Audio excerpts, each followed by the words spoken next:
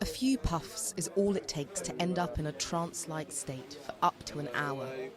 The drug is called Kush, a potent mix of chemicals that mimics cannabis. In this smoke-filled room in a shanty town, young Sierra Leoneans have gathered to get their fix. Many are barely in their teens. At around 25 US cents a dose, it's a cheap and easy way to escape reality.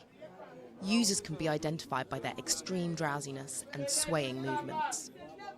In the past few years, Kush has wreaked havoc on the lives of many young people in Sierra Leone, one of the poorest countries in the world. They say I have to purge my body of this substance. Since I started smoking 5 years ago, my body is now addicted to this thing. I have to buy medication, but I don't have the ability to wean myself off it, so it's difficult for me. Kadiatu started smoking Kush around 5 years ago. Now she resorts to sex work to pay for her addiction. Her body bears the scars of the violence she has suffered, roaming the streets to support her habit. Man follow me for money before I buy the Kush. Then I get me skill back. I let men follow me so I can get money to buy Kush. I braid hair too, but I don't do much hair braiding. Sometimes I go to the street to prostitute myself for money so that I can get what I want. Ibrahim Karoma is a social worker. He thinks Kush is one of the most pressing issues facing the young people he works with.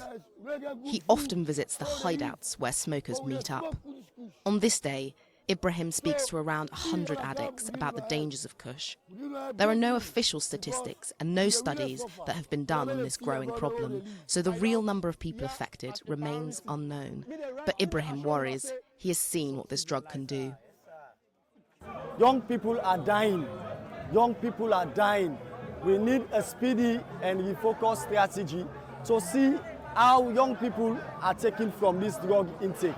But at the moment, it is quite alarming. In the face of a mounting crisis, the country's only psychiatric hospital is overrun with addicts brought in by their loved ones, hoping to get them clean. According to psychiatry resident Jusu Matia, at least 60% of admissions are linked to Kush addiction. But in the absence of tests, the figure could likely be even higher. What we see in the hospital can be likened to the tip of an iceberg, where only the severe cases are being brought. But if you go down to the communities, if you go down to the parks, you go down to the streets, you go down to the ghettos, you'll find much more, people using these substances and the impact has been created on them than what we see here. This hospital building is exclusively for patients going through withdrawal. These young men are locked into dormitories for 3 to 6 weeks. Some will need to be dosed up on antipsychotics. With NGOs offering financial support and staff training, patients are given psychotherapy as well as recreational classes to enjoy. These young people have come out the other side, swearing Kush is now behind them. I would like to tell colleagues out there that these substances that we do take, that they do take, because I'm no longer part of them now, because I'm now a changed person. This substance that they do take, that we call Kush, is not something good for their health.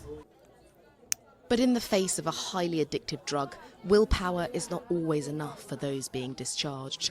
As resources for follow-up support remain low, relapse rates remain high.